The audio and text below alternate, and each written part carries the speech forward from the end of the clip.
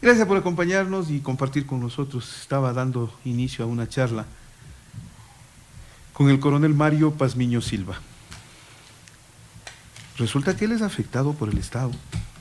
Me pueden decir lo que quiera, ya saldrán los conceptos de cualquier orden para tratar de enfrentar, primero porque le entrevistamos a Mario Pazmiño y luego lo que él pueda decir. Pero si a un ciudadano, cualquiera este fuese, le espían desde el Estado, eso es un delito.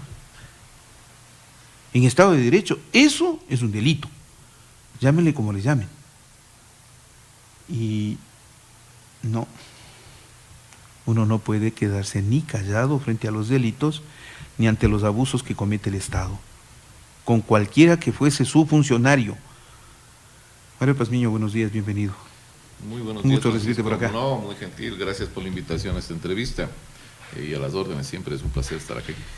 ¿Qué pasó? A ver, ¿qué antecedentes tienes de este último caso de espionaje que se ha revelado a través de una investigación efectuada por el New York Times con informes desde Ecuador? A ver, esto no viene del 2013, que es el reportaje que está tomando el hecho concreto que toma el New York Times.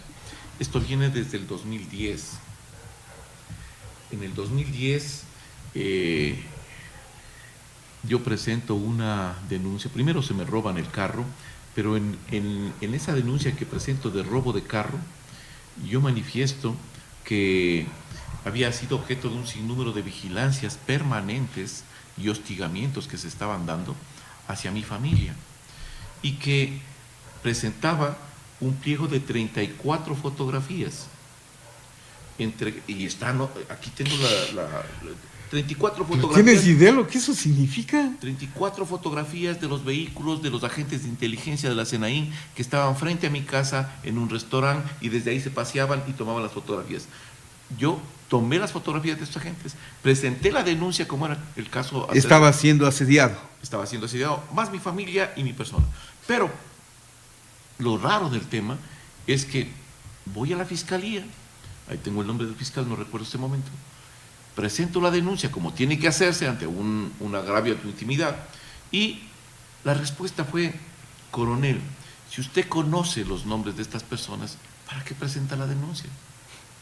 Entonces yo me dije, ante esta situación, decía, ok, está bien, si así estamos, esas son las reglas, perfecto. Entonces le dije, no hay problema, aquí queda la denuncia, y yo dejé mi firma y reconocimiento de firma, que aquí queda, y espero que el gobierno haga. Nunca hicieron nada, han pasado 10 años, nunca hicieron nada con relación al robo del carro, y ahí se nombra esta situación. Posterior a eso, yo presento otra denuncia con las fotografías, ya ahí sí anexamos ya todas las fotografías en fiscalía. Tampoco se hizo nada. En el 2012 presento una nueva denuncia en el cual ya están involucrados personal de la Policía Nacional, y están ahí 2 mujeres de la policía que van a hacer un escudriñamiento en el entorno de donde yo vivo para recabar información. Les tomo fotografías y le intercepto a estas personas, porque lo que no entienden es que en el barrio todos nos conocemos, y si alguien le está preguntando por alguien, les llaman, vea, le están preguntando por usted, esta señorita, si quieren saber qué está haciendo. Entonces bajé, hablé con estas personas. Por lo menos enfrentémonos. Claro, pues, y justo ese momento estaba hablando por teléfono y dice, no le puedo decir nada, y está grabado, no le puedo decir nada, porque este rato llegó el coronel, ya le llamo a mi coronel después, y hasta hizo, y comenzaron a correr. Lo grave de esto es que al frente de mi casa, la SENAIN renta un cuarto o un pequeño en la terraza para colocar un cono acústico, y desde el cono acústico poder interferir las conversaciones que yo tenía en mi entorno familiar o en la sala. Y de esto conoce exactamente la SENAIN. Pongo otro dato en la mesa nada más. El señor Diego Vallejo, que ustedes lo ubicarán porque es un perseguido que está exiliado, que está en Miami. Él manifiesta lo siguiente, que él fue testigo presencial de un pago de 27 o 37 mil dólares, que no recuerdo exactamente la cantidad entre las dos, de pagos que se hacían por la vigilancia al coronel Mario Pazmiño en la Senaín. Ahora, al margen de todas estas cosas, en el 2013, una vez que termina todos estos descubrimientos, porque iba a presentar, cada que descubría presentaba las denuncias del caso, me retiran los equipos de vigilancia que estaban ahí frente a mi casa, y la mejor forma de hacerlo pues era colocando una de estas cámaras de 360 grados, pero lo extraño del tema es que es la única cámara que existe de esas características en un radio de unos 2 kilómetros a la redonda. O sea, no hay. ¿Vives en una calle de alta circulación, perdón? No. Y la intersección no tiene nada que ver. O sea, y quisiera que vayan a ver, algunos periodistas ya han ido a ver, pero no tiene nada que ver. Ahí pasan 3, 4 carros, hay un semáforo y no pasa nada más. Pero desde donde yo vivo, a unos 300 o 400 metros más hacia el sur, ustedes van a ver cantidad de colegios que están ahí, como 2 colegios, 3 colegios. Yeah. Hay restaurantes, hay actividad comercial y ahí no hay una sola cámara.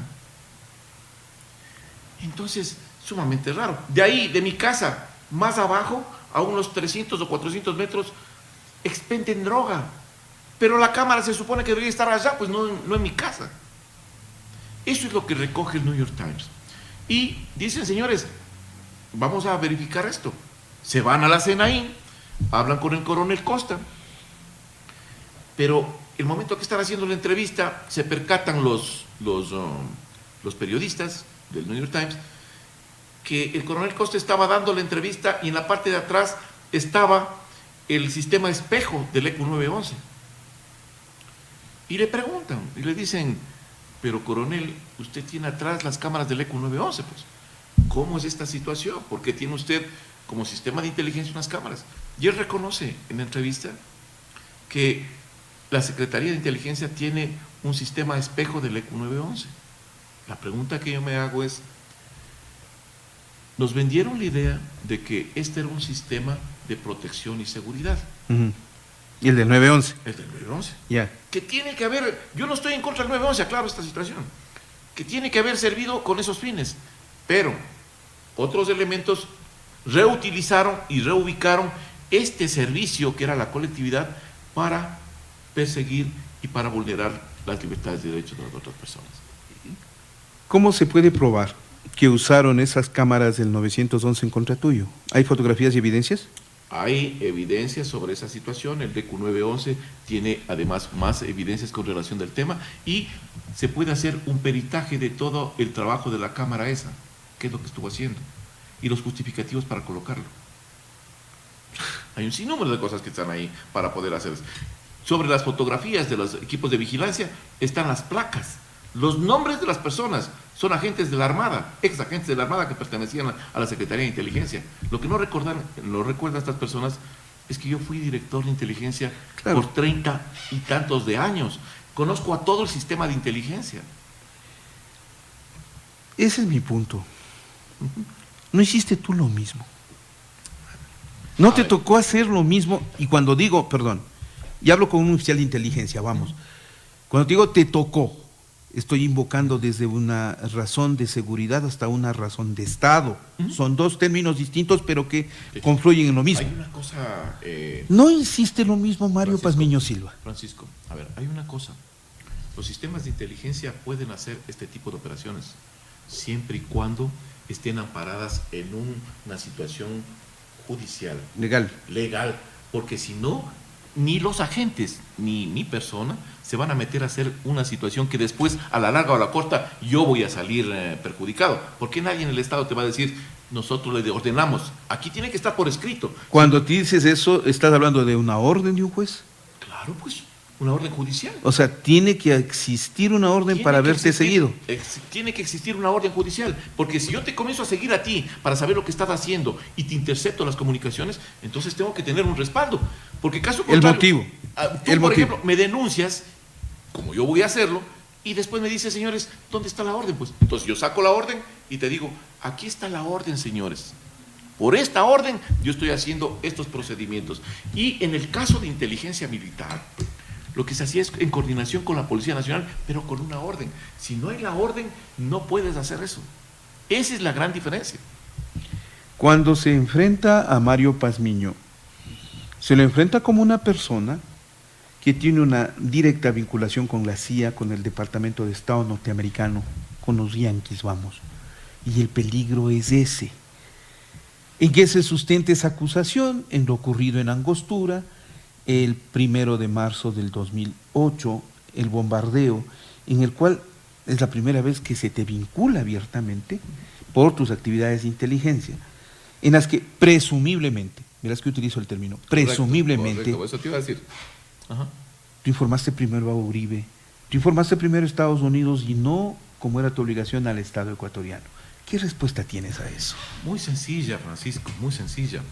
Primero, yo siempre le dije al presidente Rafael Correa, y tuvimos, cuando fue el desenlace de Angostura, tuvimos unas 2 reuniones en el despacho de él, y en el despacho de él, delante de su buró, le dije claramente que no había ninguna actividad especial de los sistemas de inteligencia, y que de ser así, nos compruebe que somos agentes de la CIA, como se ha dicho algunas veces, que pasamos la información primero a Uribe. Compruébenlo, porque una cosa es botar basura, botar lodo encima de la reputación de una persona y tú meterte a defenderte contra toda la estructura del Estado. Eso es lo que pasa. Cuando tú eres una sola persona, tratas de mantener tu convicción y tratas de defender tu honra y tu buen nombre delante de la sociedad, de tu familia, te enfrentas a todo el Estado. Pero yo no he corrido, señores. Yo no me he ido del país. Yo me quedé aquí para que este señor me demuestre y luego tenga los pantalones para salir a los medios de comunicación y decir, señores, me equivoqué, porque eso es de hombres. Y yo recuerdo unas frases que le dije en el despacho al presidente. Le dije, vea, si usted me comprueba que yo he traicionado a mi país, al cual he servido desde los 12 años que ingresé a la escuela militar, no necesita usted mandarme a detener. Yo mismo me meto a la cárcel. Yo mismo. Eso le dije al presidente ¿Por qué Correa. te acusaron? Me acusaron por una cosa muy interesante, y gracias por la pregunta. Porque hay un acuerdo, y por eso le replanteé, y le dije al presidente Lenín Moreno, usted está diciendo las cosas que están saliendo del presidente Rafael Correa, de los nexos con las FARC. Dígales, pues, el acuerdo que llegaron entre el presidente Rafael Correa y el secretariado de las FARC. 2 cosas puntuales. Eran 3, específicamente. La primera, tenía que sacarse a los mandos de la frontera, que eran antagónicos a las FARC. La segunda era la salida del director de inteligencia, ¿Qué eras tú? que era mi persona. Y la tercera era la salida de la base de Manta a cambio de un apoyo a la campaña. 3 cosas fundamentales. ¿Por qué no lo dice el presidente Correa? ¿Tú no puedes certificar eso o sí? Hay una declaración que está en Colombia. ¿Declaración de? De un testigo protegido de la Fiscalía de Colombia. Ahí salen las dudas. ¿Por Ahí qué está está protegido cuando debería ser un testimonio abierto? Ya. Está ahí. ¿Por qué es protegido? Porque las FARC le querían matar y ya le hicieron un atentado y le volaron el ojo. Entonces, ahí está. Entonces yo lo que digo es... Pero es verás la versión, ya ahí, vuelvo al oficial de inteligencia, es la versión solo de un testigo. Que tú sabes, o está sujeto a duda, a sospecha o a desmentido. Correcto. Yo te pregunto, permíteme que haga una pregunta. En este caso, ¿cuáles son las realidades? ¿Cuáles son los indicios? ¿Cuáles son los hechos de Correa para decirme a mí que yo soy agente de la CIA? Dígame en uno. Correcto. Si existen, igual, que pueden salir con algún testigo protegido y entonces ahí las cosas se vuelven confusas. No digo otra cosa, pero se vuelven extremadamente confusas. O sea que tú eras una especie de objetivo de las FARC. Yo era un objetivo marcado de las FARC, y eso lo sabía el ejército ecuatoriano desde mucho tiempo atrás. Yeah. Y lo que ellos pedían es que yo salga, porque cuando yo regreso de Estados Unidos, que estaba en la agregaduría militar, no es que yo pedí, yo no es que yo pedí ser director de inteligencia, porque el puesto de director de inteligencia es para un general. Yo era coronel, estaba en proceso de ascender. Y el comandante general del ejército me llama a Estados Unidos y me dice, necesito que usted venga de director de inteligencia. Yo le digo, mi general, soy coronel. Soy un coronel, eso es para un puesto para un general. Yo le necesito porque usted conoce del tema. Ok, perfecto. regresé yo acá, estuve exactamente cerca de 2 meses. Y me dicen que he estado toda la vida director de inteligencia. O sea, hay cosas que la Te gente... contradices. Hace un momento me dices que estuviste 30 años en el tema y ahora solo 2 meses. No te entiendo. Sí, entré a servir al ejército, a mi país, desde los 12 años. Tuve más o menos 35 años. A los 12 años... Siempre dedicado al arma de inteligencia. No. Era de fuerzas blindadas. ¿Ya? Entonces, luego de eso me seleccionaron y fui a inteligencia en el grado de teniente. Eres uno de los oficiales más preparados en ese tema. Tienes cursos de formación en Israel, Estados Unidos y en otros. Alemania, en España, en Colombia. Sí, es verdad. O sea, eres uno de los oficiales. Ahí la duda es si eres uno de los preferidos o favoritos de los norteamericanos. Les puedes haber sido muy útil en tu momento, en el desempeño de tus funciones. Fíjate, y gracias por la pregunta. Cuando alguien trabaja para una organización de inteligencia, la organización de inteligencia lo protege, Claro. lo resguarda. Y en dato que esté en peligro, él o su familia lo sacan inmediatamente. Sí, eso es verdad. Yo me he quedado aquí, señores. Yo no estoy en Hawái. ¿Me estás diciendo con eso que? Yo no estoy en Bélgica, yo no estoy en México. ¿Me estás diciendo aquí. con eso que nunca te contactaron y por lo tanto nunca te protegieron? No, yo lo que estoy diciendo claramente a mí, como director de inteligencia, tú manejas contactos con todos los sistemas de inteligencia a nivel mundial. Esa es tu responsabilidad como director de inteligencia. Y lo que aducen ellos, digo el gobierno de Correa, es que yo me reuní en 3 ocasiones con los del grupo militar y que por eso yo pasé información. Y les digo claramente, señores, las 3 veces, y lo dice el general González en su libro, que las 3 veces fue a pedido del comandante general del ejército, no a criterio mío. Y las 3 veces lo puedo decir públicamente nuevamente. La una era para pedir combustible para la aviación del ejército, la otra raciones de campaña y la otra para unas pirañas que necesitaban en la frontera norte. Son las 3 ocasiones en las cuales yo me reuní con el comando, con los del... ¿Pero comando. por qué no lo hace otro mando, pues? ¿Por qué tienes que ser tú? Es que yo era el director de inteligencia y me manda a mí el comandante general del ejército. El comandante general del ejército me dice... Puede disponerte. Él me dispone. Yo voy y cumplo la disposición. Y eso está en el libro. Por eso es que yo le decía, vea, averigüe bien. Usted me está embarrando a mi familia y a mi persona. Y me está causando un daño tremendo. Nunca hicieron nada. ¿Qué hiciste después como para que te persigan tanto? Bueno, yo... Fuiste un opositor. Soy un opositor, no fui. Soy un opositor al socialismo del siglo XXI. Ya. Yo soy frontal. Yo no corro. Aquí yo recuerdo que me presentaste un grupo de tendencia liberal que fundabas tú, el grupo Rumiñahui, recuerdo. Sí. Ya, Correcto. no, eso no está en discusión. Lo que está en discusión es si es que a pretexto de opositor pudiste haber sido conspirador. Fíjate. Tuviste, por ejemplo, caso 30S, la reunión con Uribe, la reunión con los otros inculpados. Gracias por la pregunta. Gracias por la pregunta, Francisco. A ver, primero, tema 30S. Yo voy a una... Y eso es fácilmente comprobable, o sea, no es ninguna cosa especial. Yo soy invitado a un programa de patipoleo en Miami. Sí. Viajo allá y me reúno para hacer una exposición en el Centro por la Democracia, que está allá. Y ahí me invitan para un desayuno que iban a haber unas conferencias. Ese día voy a comprarme una leva, porque no tenía... Yo fui así nomás en Sport. Voy a comprar una leva porque me dijeron que era formal. Voy, me compro la leva. Llego hasta un poco tarde a la reunión esta del instituto. Era en un hotel y era abierto, estaban con cámaras y tanta cuestión. O sea, era una situación que estaban exponiéndolo vía internet. Yo ingreso y me topo ahí con Lucio Gutiérrez, que estaba hablando. Estaba al costado derecho, estaba Pablo Lucio Paredes. Estaba también allá los hermanos Isaías.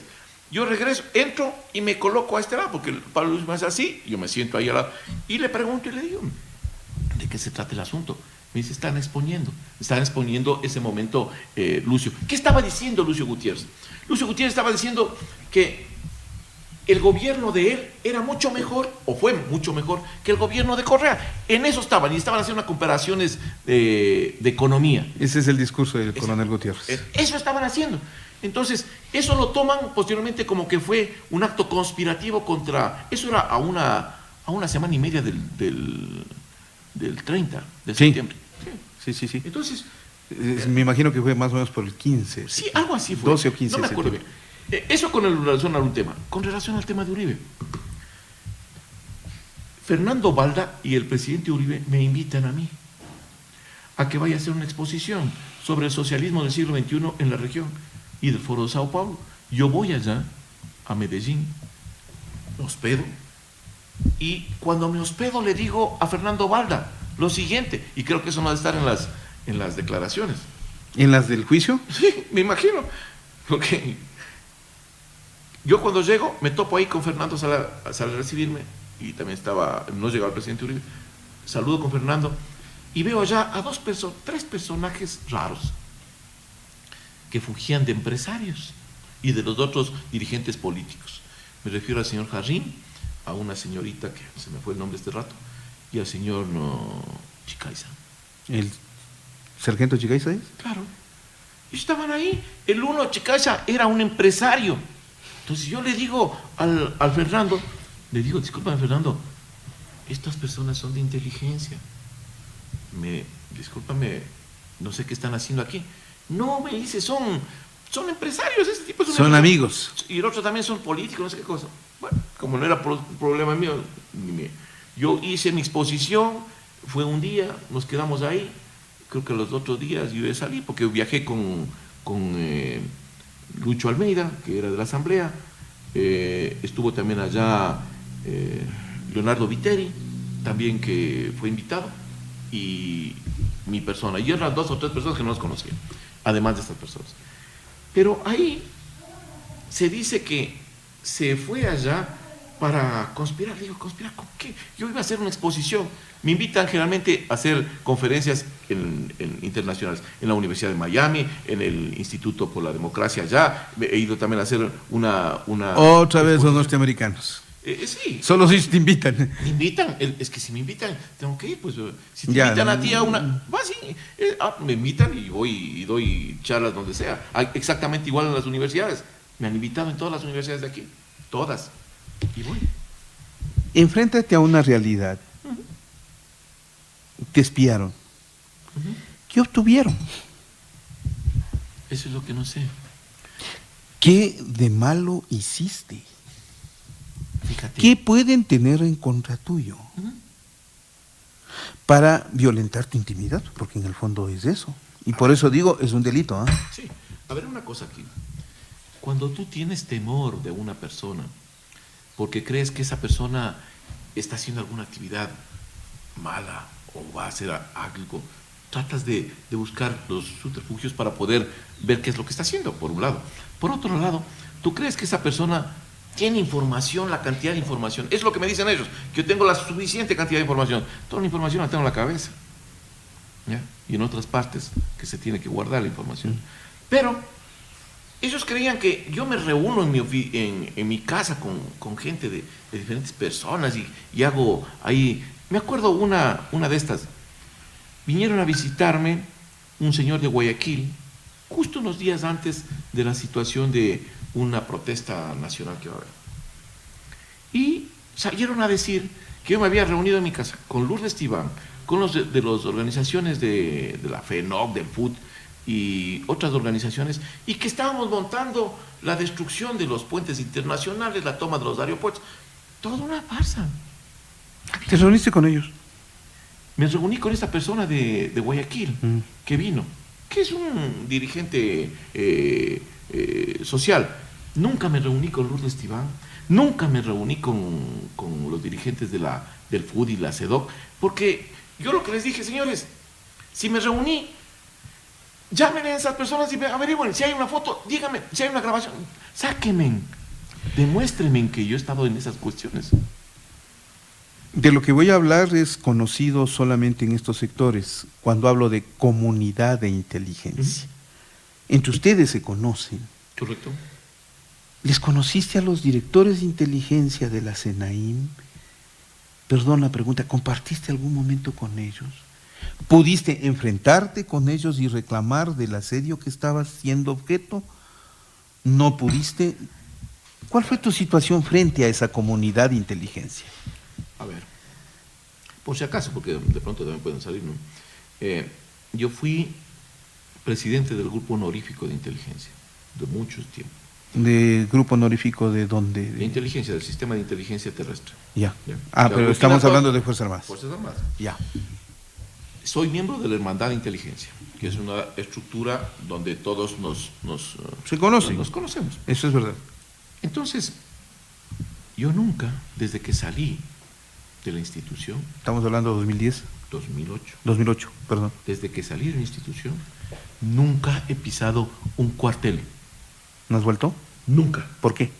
Por lo siguiente, porque el gobierno del presidente Correa decía que yo trabajaba con gente de inteligencia que estaban en las unidades militares y yo no iba a poner en riesgo y mal predicamento a la gente que trabajó conmigo o que está trabajando en el sistema de inteligencia. Nunca fui a una unidad de inteligencia, nunca les pedí un favor a la gente de inteligencia, nunca.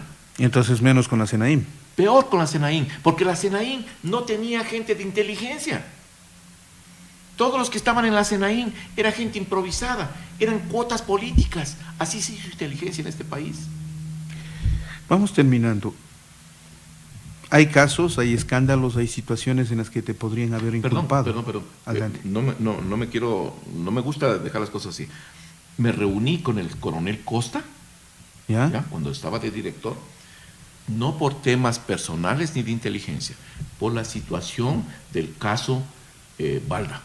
Del caso del general Gabela. Yeah. Me reuní con él porque estaba requiriendo unos equipos de interceptación y monitoreo que se utilizaron posiblemente para hacer la vigilancia al general. Y le dije que necesitaba esos requerimientos. Eso quiero ser concreto. Fuiste en ese único punto. Fui ahí y estuvo presente la señora del general Gabela, el hermano, un coronel de la policía. Me reuní con el staff de ellos. Digo porque, y en esto soy muy claro, contra aliados y opositores, uno no debe tolerar un delito, nunca, de ninguna manera. Y no debe justificar un delito con otro, nunca. Correcto. Por eso te digo, al final, si te pueden o podrían inculparte de algunos hechos ocurridos en el gobierno pasado, en los que pudiste haber tenido participación, ¿todo eso justificaría la persecución en contra tuyo? Francisco. ¿Tienes acumulado algo de eso? No, Francisco. Si es que yo hubiera participado en un hecho que comprometa la seguridad del Estado, con el poder que tiene o que tenía Rafael Correa, con todas las estructuras del Estado a su servicio, ¿no creen ustedes que me hubieran crucificado en la primera de Bastos? Me hubieran revolcado. Yo, el primer día que salí, lo que no hacen estos señores, es una sinvergüencería. El primer día que salí dije yo públicamente, señores, ahí está mi vida, rebusquen lo que quieran, revisen mis cuentas, revisen mis bienes, revisen todo. ¿Crees que no lo han hecho? Sé que lo han hecho y lo han revisado, pero han pasado 10 años, Francisco, y yo sigo aquí esperando una disculpa del anterior gobierno. Seguiré esperando, según creo. Y ese es el punto.